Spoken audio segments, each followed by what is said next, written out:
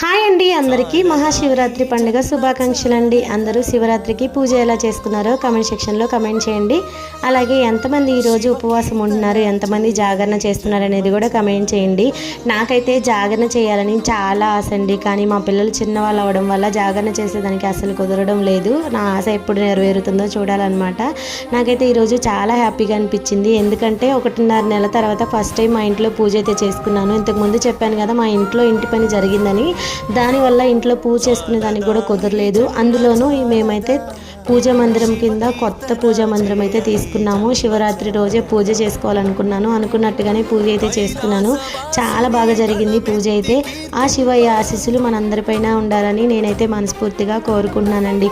మా ఊర్లో అయితే ఈ శివరాత్రి పండుగ చాలా బాగా చేస్తారు. మీ ఊర్లో ఎలా చేస్తారనేది తప్పకుండా కమెంట్ సెక్షన్లో కమెంట్ చేయండి. అలాగే ఈ వీడియో కనుక మీకు నచ్చితే తప్పకుండా లైక్ చేయండి, ఛానల్ని సబ్స్క్రైబ్ చేయండి.